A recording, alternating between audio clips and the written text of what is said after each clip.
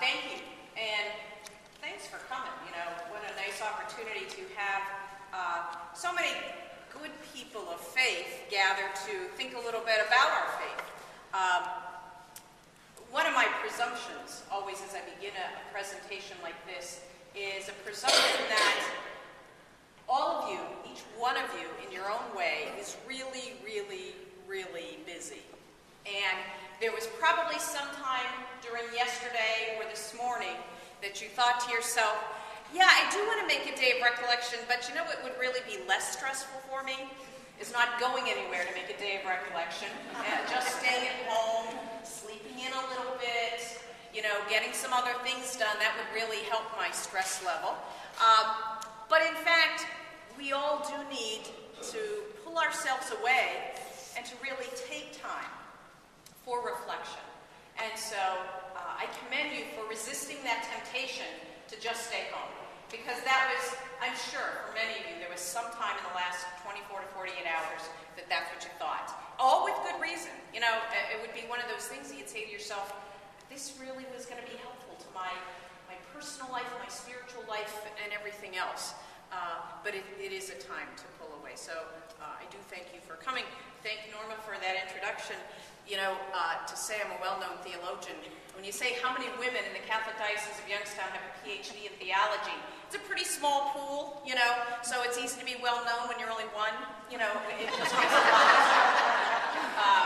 So, you know, you can't let those things go to your head. Now, that being said, our own associate Linda Miller has a D.Min, and so also is a doctorate, and that makes it, you know, twice as big from 1 to 2. So it kind of puts it in context. The schedule is pretty simple. I will spend some time talking a little bit about kind of faith and the new evangelization. They are topics that are timely for the church and for us here in the Diocese of Youngstown. So I want to talk a little bit about that. But I also want to leave time for you for your own personal prayer and then also for some faith sharing. So though most of my classes meet for 3 hours, and you know I'm used to talking for that amount of time, as my students will readily tell you, I promise I will not do that. Moreover, there are no tests, no quizzes, no homework, no papers to write, nothing like that. But it is just a time for using these ideas, using these insights for personal reflection. Now, before I do anything else, too, I just want to make sure everybody can hear me. I prefer not to stand up there. I'd rather walk around a little bit. And I think, you know, I taught in high school long enough to have a high school voice if I need to. So as long as you can hear me in the back, you've been responding, so I think we're okay on that. Okay, so basically the schedule is that we'll start now with a bit of a presentation for about 45 minutes, more or less. I've become enough of a postmodern person that I don't wear a watch anymore, and I'm going to have to, every once in a while, check my phone to see what time it is. Then we'll have some quiet time between 11 and 11:30, and then between 11:30 and noon, there'll be some faith sharing. After that, we'll go to lunch, and then we'll basically repeat that schedule after lunch. You know, presentation, some time for quiet reflection, and then some faith sharing. Okay, that faith sharing will be done first, I think, in small groups, but then if there are any insights that we want to share with a large group, we'll do that. Okay? Does that sound reasonable? Okay, good, thank you. So, I want to talk a little bit about the context of our reflection. You know, and these are some of my other presumptions. One of my presumptions is that you're really busy. But I have some other presumptions about the context from which each one of us comes to think about these things. And these are in no particular order, but I'm guessing that in one way, shape, or another, these all form how you live out your life. These are all things that kind of surround the way you live your life. And my kind of the big way of talking about it is that the context of our reflections is that we are Catholics who live in postmodern America. We're Catholics who live in postmodern America. Now I want to talk about all of the elements of that, all right? So first of all, what does it mean to be postmodern? Well, it's a term that sociologists and philosophers use. And the root word, those of you that are teachers, I know a lot of you have some background as teachers, the root word there, before you put any prefix on it, is modernity. And modernity refers to an era that probably began in the late 18th into the 19th century and continued well into the 20th century. Modernity is what made it possible for something like the United States to come about. On the one hand, modernity is characterized by a sense of, I can think for myself. I can be self-reliant. I don't have to be bound by the things that were in my past or in my family's past. You know, lots of us are aware of our ethnicity and proud of our ethnicity, whatever it is. You know, and if you've ever gone back to the place where your family is from, you might get there and look at it and say, gosh, no wonder they left. I mean, for the most part, our ancestors did not come to the United States because they were rich and famous. If they were rich and famous, they were probably pretty comfortable and would have stayed there. You know, our ancestors came for other reasons. Many of our ancestors came because they thought it was the promise of a new life. Some of our ancestors came, you know, and this is true no matter what our ethnicity, some of our ancestors came precisely because they were forced to come here. They were prisoners, they were slaves, they were people who said, listen, if you don't leave, we're going to kill you. But the advantage of getting here, at some point when we got here, was that we can live a new way. We're not bound by the past. We can live in a new world where it doesn't matter what your past was. We can do things in a new way. So that's all part of modernity. And modernity made something like the United States able to work. But we live in a postmodern age. Now, on one level, postmodernity shares a lot of insights with the modern period. There's a sense of confidence in human reason.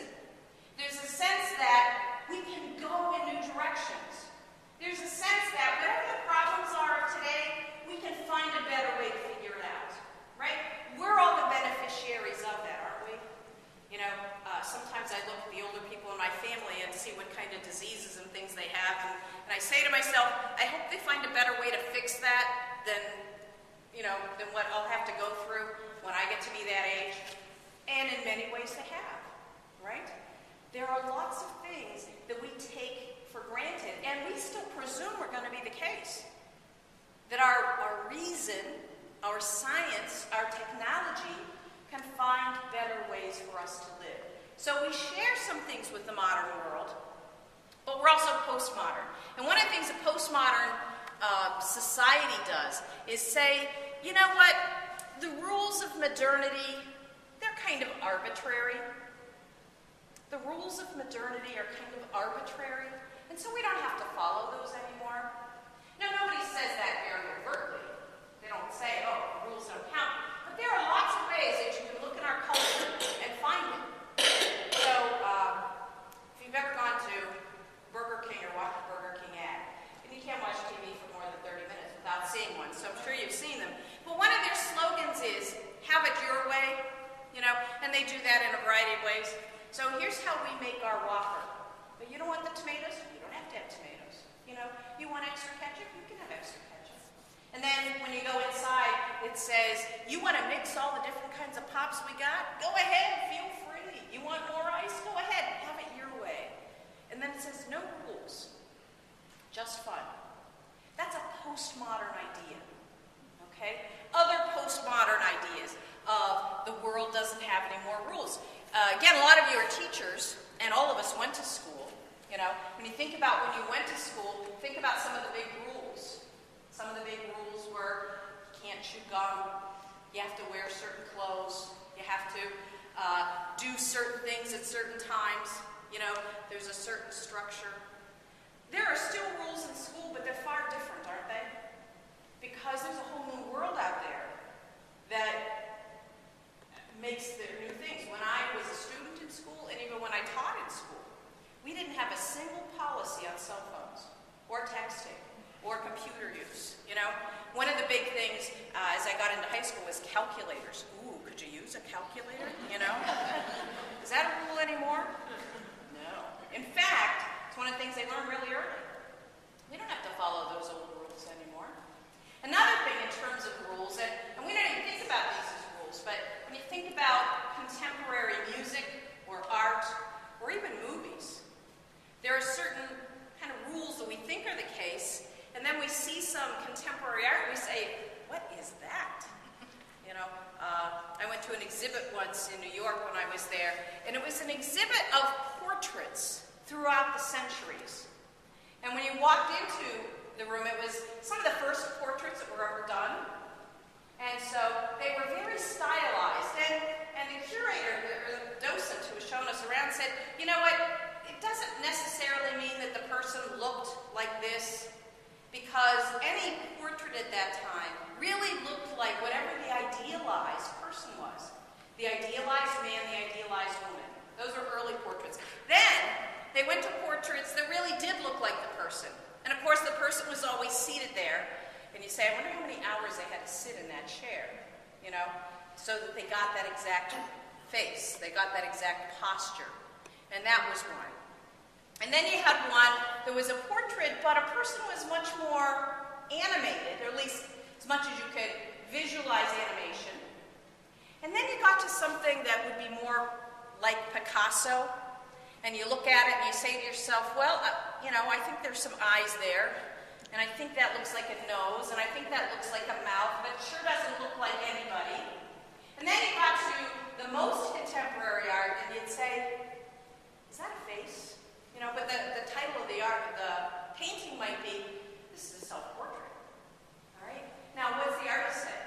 Well, who says that a face has to look exactly like it looks in a mirror? We don't have to follow those rules anymore. This is my interpretation of what a face looks like. And I'm the artist, and so I get to set the boundaries of how I do it. Or contemporary music. I'm not a musician. My best thing to play is the radio, as far as I got. But one of my rules about music, I didn't even know I had it until I started hearing some contemporary music. But one of my rules about music is that it ought to be harmonious, tonal, and the lyrics ought to be in standard English, It's one of my rules about music. A million years ago when I was still teaching in high school, it shocked me the first time this happened, but I was taking a group of kids somewhere, and they had talk about how old it was, it had a cassette tape. And they said, sister, can we play this? Sure. So I put it in, and we're listening, because you have to listen in order in those days. All the songs had to go in order, right? We'd get to a certain song, and they would either eject the tape or skip it, fast forward. I say, what are you doing? Oh, you shouldn't listen to this song. Really? Why?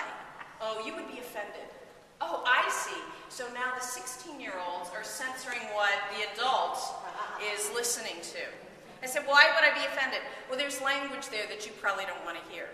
Oh, okay. So if there's language there that I probably don't want to hear, what makes it appropriate for you? Well, this is our music.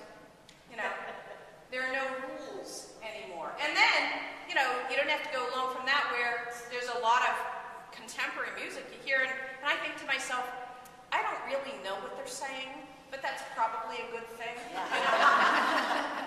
It's probably I don't, because I probably wouldn't like it. I don't like the way it sounds.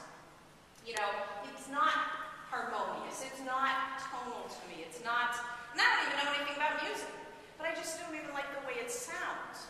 And so I don't find it attractive, but it's kind of, who says you have to follow that rule anymore? All right? One other example. And it comes from movies. I don't know if you've ever seen the movie Grand Canyon. It's a movie that was out about 25 or 30 years ago. It has a great cast. It has Danny Glover, Steve Martin in a very serious role, Kevin Kline, Mary Steenburgen. I don't know that it was a big box office success, but it's a great movie.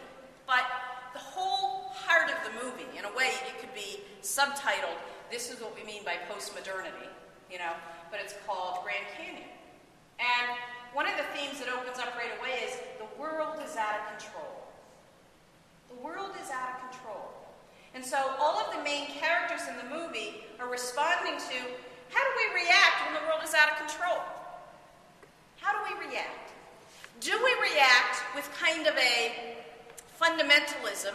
And what I mean by that is, let's go back to the good old days, whatever the good old days are.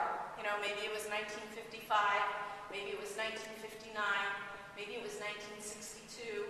And I picked 1962 because it was before a lot of things in our country began to fall apart, right? If you've listened to the radio lately or watched TV, all kinds of things about the assassination of Kennedy. And I think for many Americans, that's when things really began to fall apart, when Kennedy was assassinated. You know, if you have a fundamentalistic kind of response to postmodernity, there's a part of you that says, boy, I wish that we could go back to the good old days. And those good old days might have existed even before you were born. But a time when the world wasn't out of control. At a time when people knew their place and everybody had a place. And everybody was doing well. You know, a time when everything looked like it was fine. That's a response to postmodernity. To be kind of fundamentalistic, but it's a nostalgic fundamentalism that may or may not have any bearing in reality. You know, because the good old days were not always all that good. But in our minds they were, right? In our minds they were perfect. And so that's one response to postmodernity. Another response to postmodernity is a sense of nihilism. Nothing makes any sense. There really are no rules. I am only going to do whatever I choose to do as long as it makes me happy for now. And as soon as it doesn't, I'm out of here. You know, when I first started hearing this from people, and again, people never talk about it in terms of being postmodern. But when I first started hearing about marriages breaking up because somebody was just tired of being married, at first I thought, that can't be the case. And then I heard it so often. I thought, this is a trend, you know? This happened to one of my cousins. She had dated this guy, they got married. In her mind, you know, this was a marriage for life. She had 3 brothers, all of whom were older than she, and so they all had young children. My cousin and her new husband invited 3 brothers down and their parents and all these kids to visit because they lived in Florida, not far from Disney World. They thought this would be a nice family vacation. And the family was there for maybe 4 days. Now, we all know that's taxing. But at the end of it, her husband looked at her and said, we're never doing that again. I don't like your brothers. I don't like your parents. And I hate little kids. Well, this was a shock to her.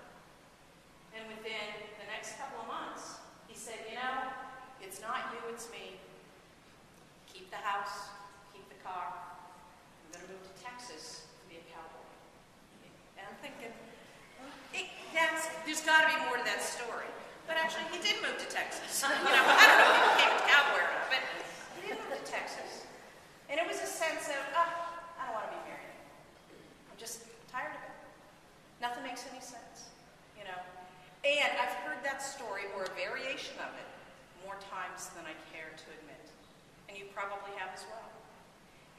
Nothing makes any sense anymore. I'm going to do whatever I do, just as long as it makes me happy. Because there really is no ultimate meaning in life. There are no rules, nothing makes any sense anymore. That's another response to this postmodern world.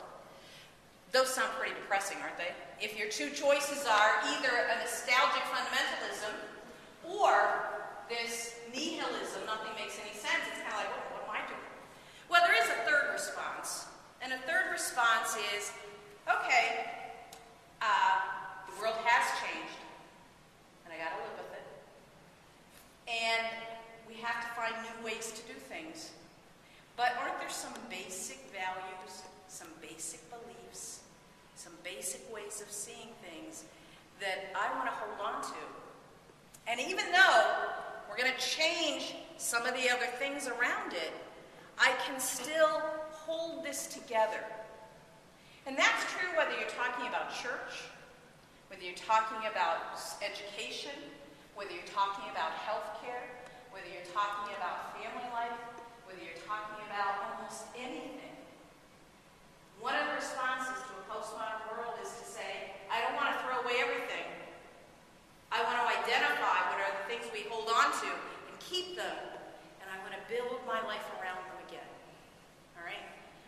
for every single one of us, there's a sense of how do we deal with this postmodernity? So that's one of the contexts within which we live. We live in a postmodern world. We're Americans who live in a postmodern world. So what is it about America? There are lots of good things about our country, aren't there? We do have a freedom. The American experiment has mostly worked. Not 100%. There are lots of flaws in the system, but it mostly works. It mostly works in terms of helping people make it better in life. It mostly works in terms of trying new ideas and letting people have new opportunities. It mostly works in terms of our government. Well, that's hard to say in the last couple of lines. But what I mean by that is, we kind of think it's a good idea that people have power for a time, right? We don't give anybody absolute power. We don't give anybody power forever. We give them authority and some power for a time. And if we think it's time for a change, we as voters can make that happen. And we, though there are lots of flaws with the system, we basically think it works. We like the fact that built into our country, we allow for diversity. We allow for a variety of ways to do things. For the most part, we think that's a good idea. We like the fact that our country has this streak of independence, right? I can do things my way. I can try something new. I can go somewhere else. I have a freedom and an independence.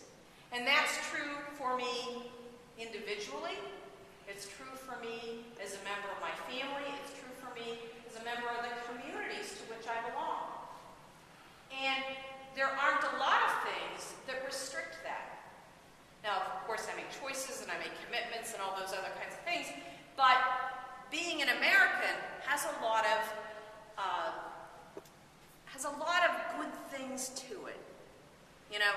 And I think when we look around the world, we say to ourselves, yeah, it's not perfect, but I think this is something that's basically good. And there have been a lot of blessings that have come my way. Now, the other reality is, I don't know about you, but I didn't choose to be born as an American in the 20th century. That was just kind of given to me, right? I mean, it's one of the things I reflect on. I'm really glad that's the case, because I like hot and cold running water. I like electricity. I like automobiles and maps and roads. I would not have made a good pioneer, you know. I like Mill Creek Park, but I especially like walking along the roads that are already there. You know, I don't want to find my new path through the woods, through anything, you know. I like the fact that if you want to go visit animals, you can, you know, but they don't have to live next to you, you know. I like all of those kinds of things. There are lots of advantages, but I had nothing to do with any of that, right? It was just a gift. It was just God's gift that I was born in this time and in this place. I could have been born anywhere in society, anywhere in history, anywhere in time, and I was born in this time and place. It was just all a gift. And so having been born in the United States in the 20th century was one of those gifts that I did not earn and had nothing to merit. It just happened. And so while, you know, I'm extolling the virtues of America, part of it too is just all the mystery of God's life for us. Okay? So we are Americans who live in a postmodern world. But we're also Catholic Americans who live in a postmodern world. You know, and what does it mean to be Catholic? Well, there are lots of things about this too. And you're saying to yourself, oh, isn't that one of the things that have fallen apart as of the postmodern world? Well, in some ways, yes, but not completely. You know, when you say, what does it mean to be Catholic? One of the things it means to be Catholic is to take on, with increasing seriousness, the holiness and the goodness of us being born in relation to one another. Now, what am I talking about there? Well, part of what I'm talking about there is a basic anthropological fact.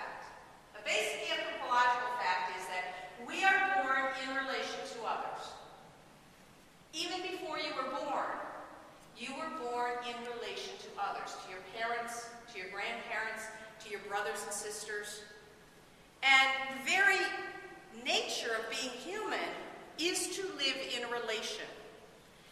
Now that's basic anthropology. It's what it means to be human. But as part of our faith, we also have a sense that the very nature of God is to be in relation. You know, how do we talk about God? We believe in one God and only one God, but the very nature of God is one, and the very nature of God is triune. The very nature of God is to be in relation to others.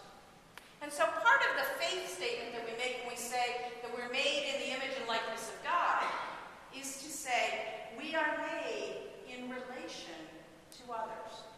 And so we live out our holiness. We live out our Catholicism. We live out our lives as people of faith in relation to others.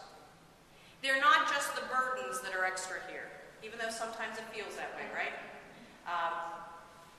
In your workplace, in your family, in your neighborhood, whoever is the person that drives you crazy, you know, that's our response to that person is part of how we live out our holiness.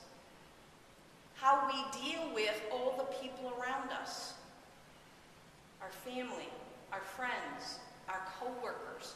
We live out our holiness as a way of how we relate to those other people. And it's not just an accident, it's the way we're made as human beings. And it's the way we're made as creatures made in the image and likeness of God. Another aspect of that is when you think even about the structure of the human face. The structure of the human face is always oriented to the other. Right? From the very first moment that we open our eyes toward the other. We cannot look at ourselves. We cannot see our own face except in a mirror. And we know what happens when we spend too much time in front of the mirror, right? Spend too much time in front of the mirror, and you never do anything else. Our gaze is always toward the other.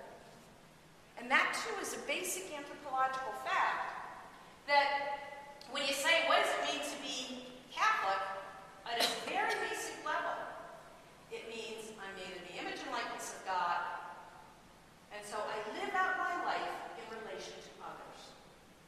And so I always have my gaze oriented to the other. You know, kind of the basic, when you think about what did Jesus say about how we are to live our lives, we are to live our lives loving God and loving our neighbor as ourselves. You know, he kind of made it sound really simple. Just love God and you love your neighbor as yourself. But the very orientation of how we live our lives is that way. You know, where is God? Well, God is everywhere. But God is right here in this person in front of me.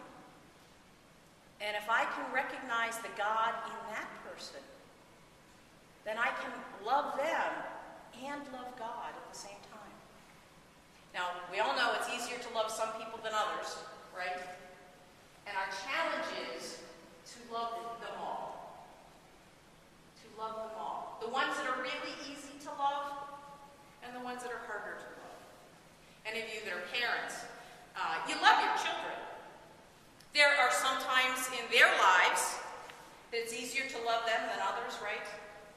Easy to love the cute little baby. Tougher to love the adolescent.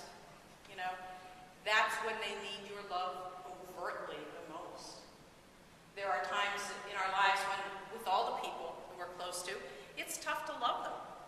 It's tough to stand with them in love when things are bad. And they're bad not because of an accident, not because of something else that happened, but because of some of the choices that they've made. You know, and we have to stand in love with those people even when it's difficult. That's part of what it means to be Catholic. And that's the basic core. Because when we're baptized, we are baptized into those relations. We are baptized in the name of the Father and of the Son and of the Holy Spirit. We are baptized and given a name that puts us in close relation with all of those others who are our family, as well as with the triune God and all of the others who call themselves Christian. And in so many ways in that baptismal ritual, we keep repeating that sign of the cross.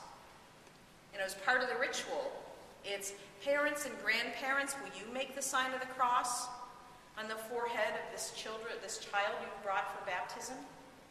It's reminding us over and over and over again that we are baptized in relation to one another.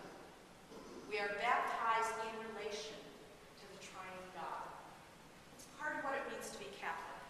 Another aspect of what it means to be Catholic is that we're people who see things symbolically. Now, first of all, what do I mean by a symbol? Here's the definition I always give. A symbol is some element of created reality that has an autonomy of its own, which means you can describe it all by itself. But in addition to that, it points to something else and makes it real. Okay? So what do I mean by some element of the created reality? It can be a thing, and I didn't want to start by just using the word thing, because that, certainly, things can be symbolic, but it's not only things. It's places and events and gestures and smells and sounds.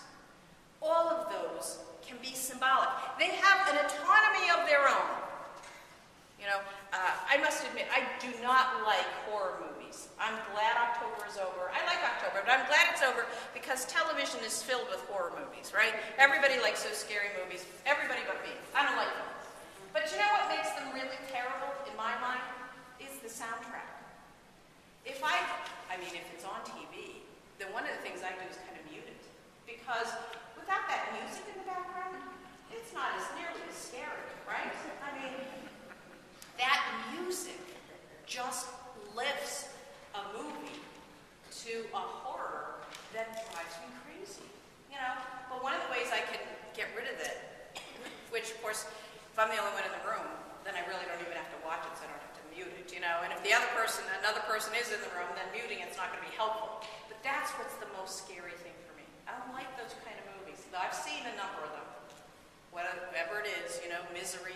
Without the music, Misery wouldn't be so bad of a movie, most of the other Stephen King movies, the Alfred Hitchcock movies, just the music. The music has the power, in my hearing it, to make something real, right? But it's not just music, it's not just things. All kinds of people and places and events and gestures and smells, they have the power to take you somewhere else and to make it real. I'm sure every single one of us can identify something in our lives that took us by surprise and became symbolic for us. Where my grandmother lived when we were little kids, in the backyard they had lilac bushes. Now, I didn't know it was a lilac bush as a little kid. We used to play in the backyard. There was a smell in the springtime. I didn't know what it was, really. It was just a smell in the springtime. Well, then my grandparents died, and so we never went over there anymore. And I remember being at a birthday party at some other kid's house. Years later, by this time I was well into high school. And we went into the backyard, and there was a smell, and all of a sudden I was back at my grandmother's house. And I said, what happened? Why is it that all of a sudden I'm back in my grandmother's backyard, and I'm a little kid again? It was, there's that smell. That smell took me from where I was and put me in my grandmother's backyard as a little kid. And at the time I was like, how did that happen? It was a smell. It's some element of the created reality that has an autonomy all its own. Later I learned that was lilacs, has an autonomy all its own. But in addition to that, has the capacity to move us somewhere else. Now, that we are Catholics, and that we are people who live in a symbolic world, and we see through these symbols the presence of God everywhere. Isn't that at the heart of us living out a sacramental life?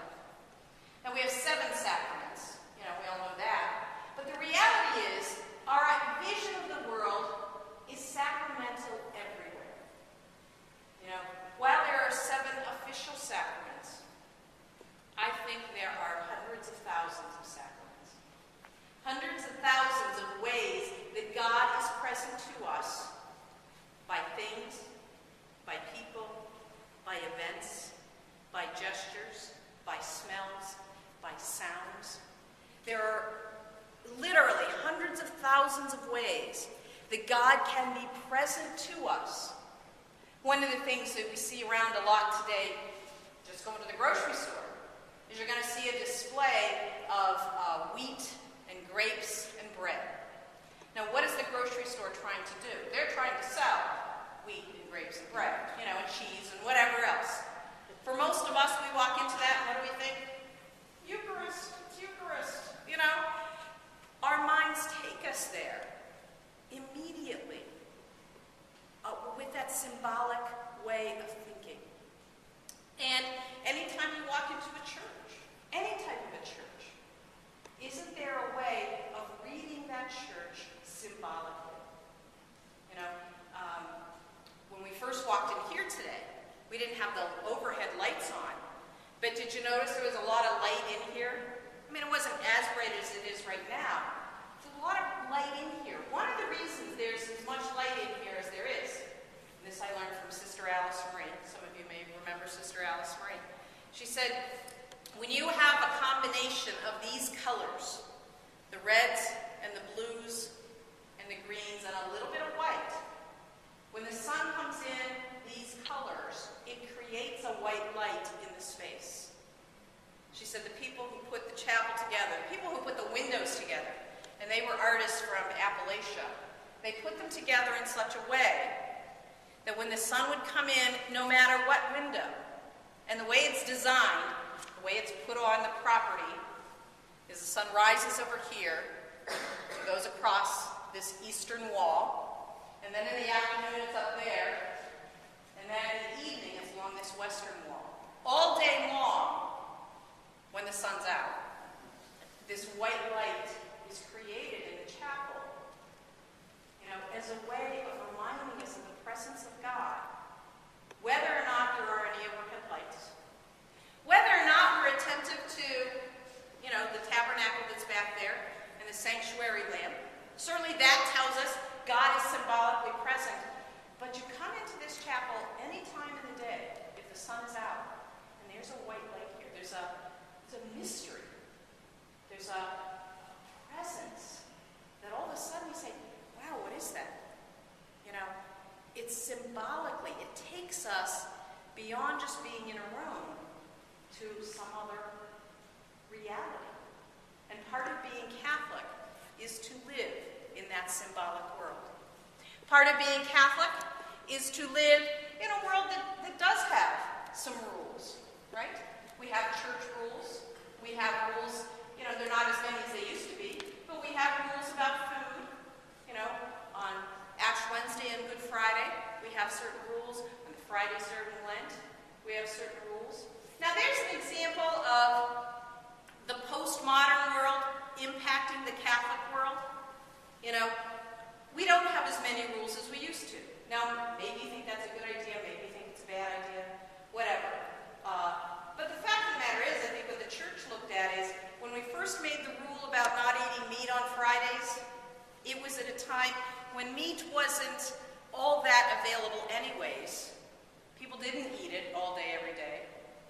And when they first made the rule, okay? And so it was making holy and making sacrificial something that people were already doing anyways. All right? It was also at a time when there were certain kinds of fish that were they weren't considered delicacies. Whatever we consider a delicacy, because sometimes, you say, gosh, I can't eat meat on a Friday during Lent, so I'll have lobster instead. Well, that's not real sacrificial. That's not particularly sacrificial. I'm sure there are people that, for them, lobster is not a delicacy. For us who live in the middle of the country, it is. Probably if you live in Maine or Massachusetts, kind of a dime a dozen, it's not a big deal. For them, there might be another type of sacrifice. What the church began to say is, we don't need to make the same rule for everybody all the time, because what is sacrificial for one group of people is not necessarily sacrificial for another group of people. So we do have some rules still about food, but not as many. In a sense, those rules were arbitrary. We can change them. And what's the point on an Ash Wednesday or a Good Friday Friday, the point on an Ash Wednesday or a Good Friday is to say you ought to be sacrificial about food. That's the point. So we ought not to eat as much. We ought to eat less. And we ought to eat simply. So no meat, but we ought to eat simply, which also probably means, depending on your culture, maybe not a 7-course fish dinner either, maybe not lobster. That's keeping the letter of the law without necessarily keeping the spirit of the law. How do we be more sacrificial about the choices that we make? So that's part of what it means to be Catholic. Another part of what it means to be Catholic is that we're people that have a very long history. Right? We have a history that goes back 2,000 years. And we believe that as part of that history, we continue to share in that. We don't remember our history just as a sense of saying, well, that's what those old people used to do. We remember that history precisely because they are our ancestors in faith. And the God that they encountered in Jesus Christ, the God that they encountered in the Holy Spirit, is the same God that we encounter in Jesus Christ. The same God that we encounter in the Holy Spirit. And so we believe that our memory of those people and our memory of that history is not simply trying to memorize dates and numbers and people. It's a way of saying we share a communio with them. Part of our belief in the communion of saints is this idea of a communio. The communion that we have with all of the others with whom we live in a relation right now is also a communio with those who have gone before us in faith. We believe that there is a reality to that. And so those people who have gone before us in faith, whether we're talking about canonized saints, and whether we're talking about people going back all the way to the beginning, Peter and Paul and Matthew, Mark, Luke, and John, or people, for us, St. Angela Merici, or people in our own families who've gone before us in faith, our parents, our grandparents, our spouses, our children, they too are part of this communio. I have no idea what heaven is going to be like exactly. What is it like to have a resurrected body? I don't know. Certainly what we believe is there is some bodiliness. When you think about when Jesus rose from the dead, nobody said of him, oh, look, there's a ghost floating along with us. What they saw was a body. And those post-resurrection appearance stories keep reminding us that he walked, and he talked, and he ate food. It's bodiliness. But it's a bodiliness that's not bound by time and space. So what it's going to be like at the end of time when we all have a resurrected body, I don't have a clue. Because what's human bodiliness look like when it's not bound by time and space? I don't know. I mean, we only know human bodies is bound by time and space, right? We all take up a certain amount of time. There was a point in our childhood when we wished we took up more time, right? There were times when you were little that you kept wishing you were older so you could do things with the big kids, or you could get on the certain rides because you'd be taller. And now I'm guessing that for most of us, we're saying, I wish it didn't take up quite as much time, or I wish that time would go a little bit more slowly. What's bodiliness like when it's not bound by time and space? I don't know. What's it like to be one place but not bound by it? Jesus would sometimes, in those post-resurrection appearance stories, he would sometimes not be there and then be there. And then he'd be gone again. What's that like? I don't know. But we're people who share this long history and believe in this bodiliness in a way that is going to be shared in communio. And that being part of a community is another part of being Catholic. It's related to the fact that we are born in relation to one another. We do not live out our salvation. We do not live out our lives as Catholics by ourselves. Sometimes I think it'd be easier, right? Sometimes I say to myself, it'd be a lot easier to be holy, it'd be a lot easier to be prayerful, easier to be smart if I, got a nice little cottage up by the lake, or, in the winter got a nice little cottage by the Gulf of Mexico. Wouldn't that be nice? I could just live by myself. But that's not the way we live our lives. We live out our lives in relation. We live out our lives in community. And in particular, I think, being postmodern American Catholics for this group is characterized by a relation to St. Angela Merici, by a relation to the Ursuline sisters, and by a sharing in that charism.